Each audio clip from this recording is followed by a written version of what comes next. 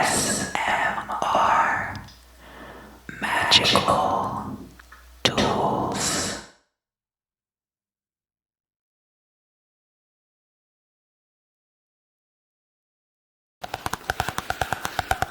So, finally today,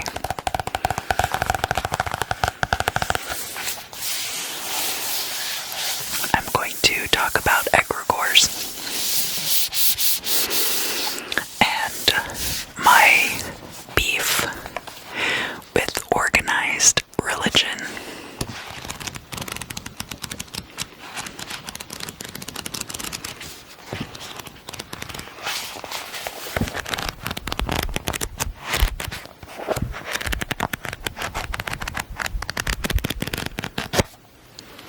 So I have showed off this book before in, I think it was the Servitor creation video. I did it a while back, but this is an excellent book. It's by this guy named Mark Stavish, and he really breaks down a lot about egregores in society. So when you're talking about egregores, you are looking at anything that has gone from being just a concept into something that actually controls people's lives. Like organized religion is one, governments, currency, even we've looked at some demons like Mammon and Lucifer and Belial,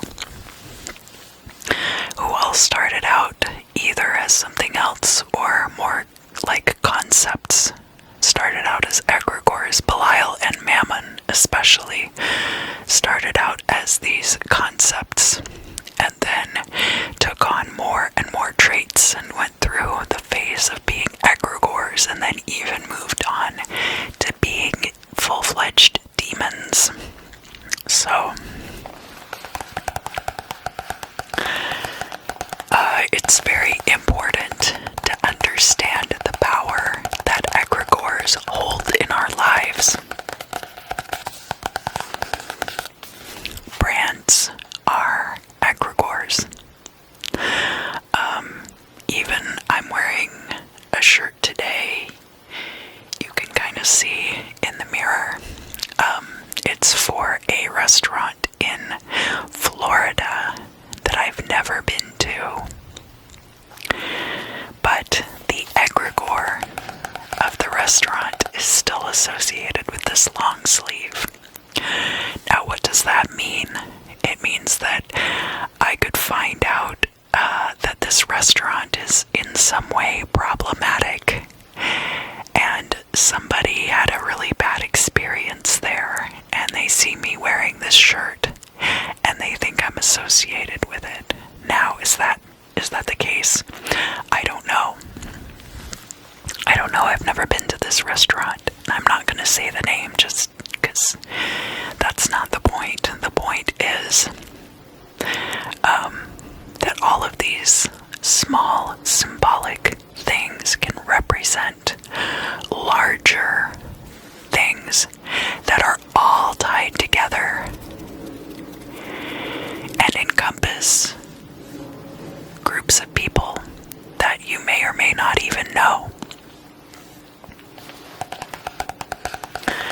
So when you're talking about an organized religion, there are huge differences a lot of the time between what is actually put forth in the texts and the original books, the Bible being one of those.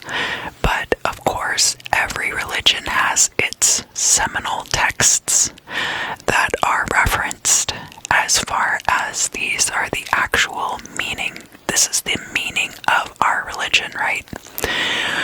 But often there's a huge difference between that and what the religion comes to represent.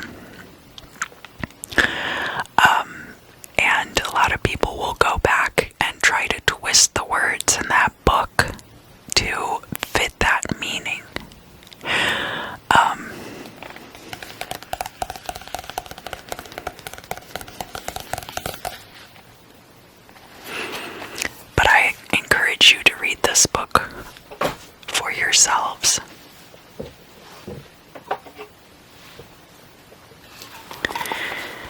So which one is the real one? Well, fortunately and unfortunately, the egregore is composed of the sum of all of its parts, not just the parts that you can see clearly. This is why when you read Psalms or you say the Lord's Prayer, you don't have to be a Christian to use those prayers, because you are not just summoning whatever power comes from the monotheistic Judeo-Christian God. You are also summoning the power of the egregore behind the psalms or behind the prayers that you are using. And overwhelmingly, that energy is going to be good. But you also have to keep in mind, like, how many people are involved with organized religion, and whose intentions are not pure, and whose intentions for other people are actually quite terrible. And they become wrapped up in the egregore's energy as well. And that's what separates egregores from servitors. Egregores are a much more primitive form of a servitor. A servitor, you have control over, or you should have control over. If you don't have control over it, that's on you.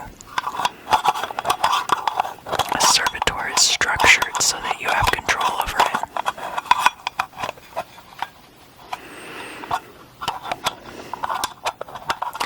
Now, it is possible to worship entities or to work with entities outside of the structure of their organized religion, but the caveat in doing that is, of course, that they have rules inside of that egregore that once you depart from that, you are putting yourself at risk for all kinds of interference, both from that entity and from other entities that are going to pretend to be that entity.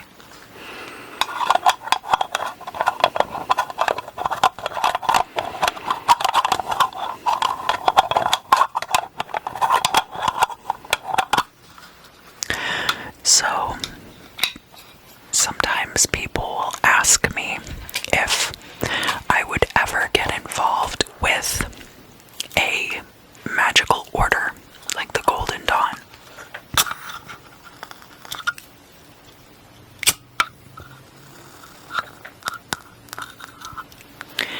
And we do talk about Golden Dawn material a lot on this channel.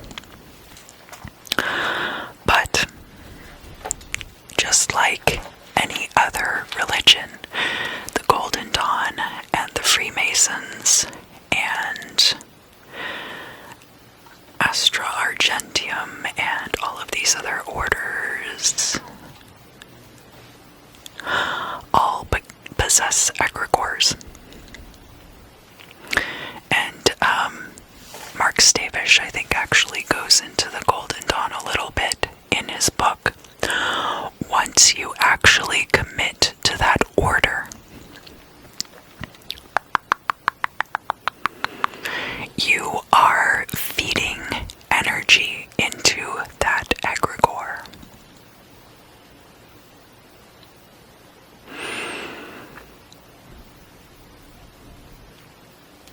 So let's talk about the Psalms again, because that's just a very clear example.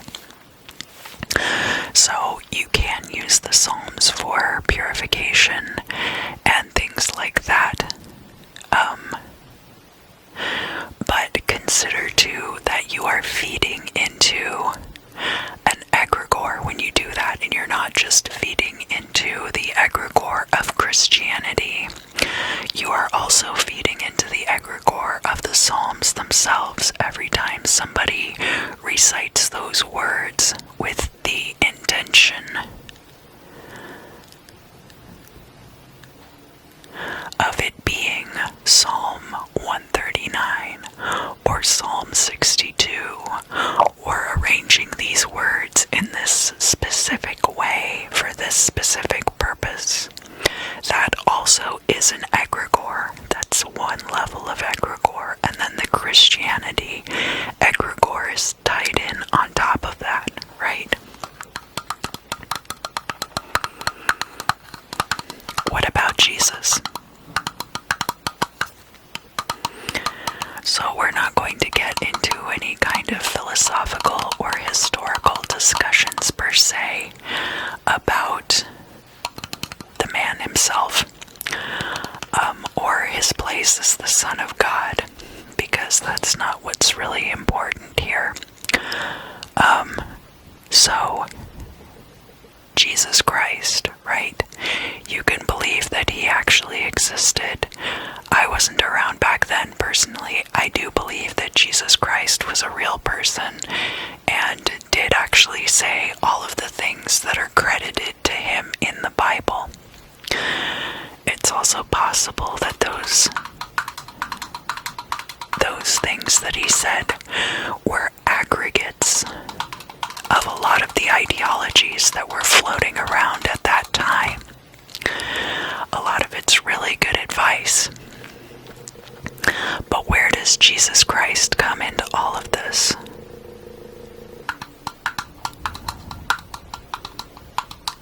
Religions existed before Jesus Christ was born, obviously. So the idea of an egregore is not unique to Christianity.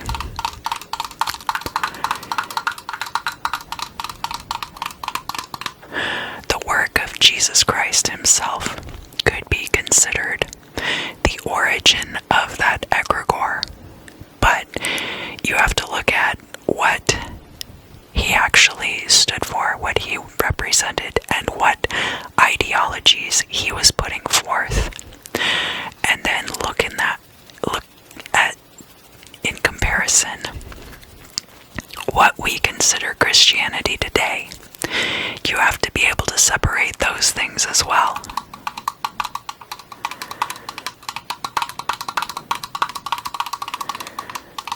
These leaders of these different religious orders, just as the books differ from what we consider to be true to that religion, so too the different prophets or ascended masters. Their messages also sometimes differ slightly from what's in the books, because you're getting aggregated messages from several different sources.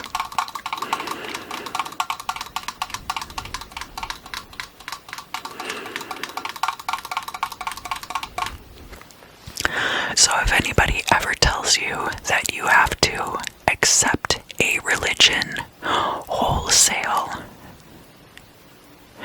here's the thing. You have to accept the religion wholesale if you are not ready to take on the responsibility of constant seeking of the truth for yourself. Now, I'm going to go out on a limb and assume that a lot of you are here because you're in the process of doing just that.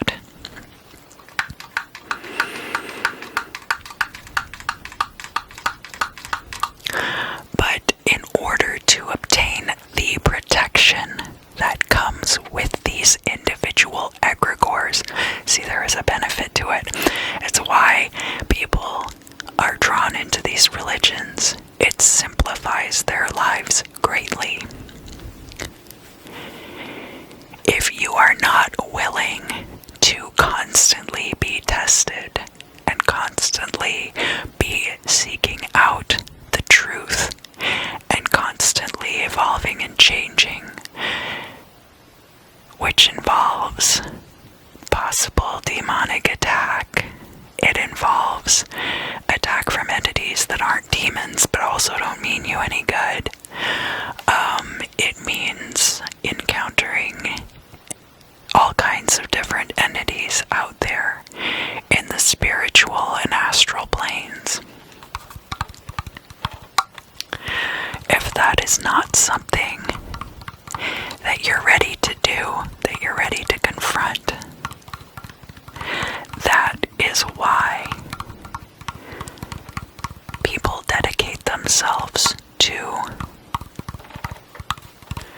religions.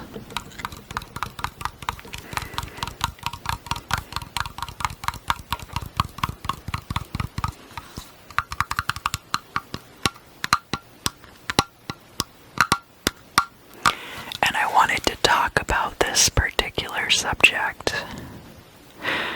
because I don't have a particular problem with organized religion.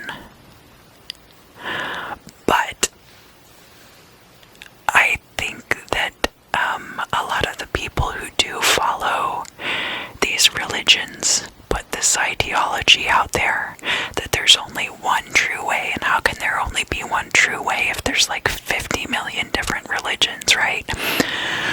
Well, this is why. It's because of the egregore involved in that particular religion. It's going to cause them to promote that ideology above all others. And involvement with that egregore is essential to being a part of that religion. So anybody who is a Christian and is like, gosh, I could never get involved with an organization like X, Y, or Z, you already did. You're not special.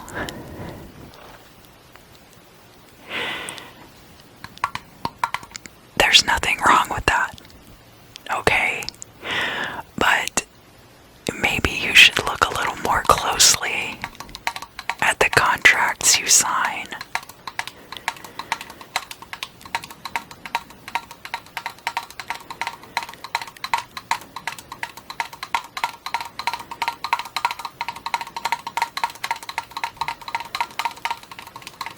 It's also why if someone is proselytizing to you about one true path that you should be following,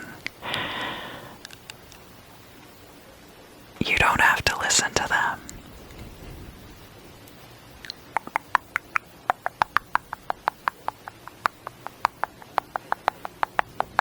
A lot of people just want something they can believe in. They want something bigger than themselves. But the fact is that your own consciousness is going to be the largest thing that you encounter, and everything in your own frame of reference will be an extension of that, even your higher power. It's why there's a little bit of the divine in all of us, and why you can draw divine energy down into yourself. This is the window through which you see the world. You can break the window and jump out, but then you're just going to go back to wherever we all came from.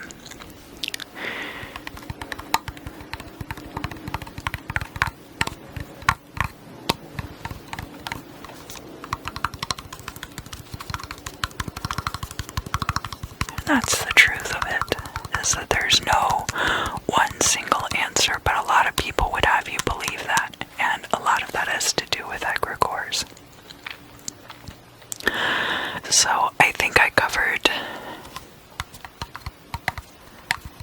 pretty much what I wanted to say about egregores themselves. It will definitely come up in other videos. I had a reaction video I was thinking of making, so I will be touching on this subject again. place of respect, though. I think it's important to understand why people gather together, what purpose religion serves, not just Christianity, but all religions. It helps to foster a sense of community. It also helps to encourage, under the right circumstances, it serves to encourage caring for the well-being of your fellow travelers, which is crucial, and I wish there was more of an emphasis on that in our day and age.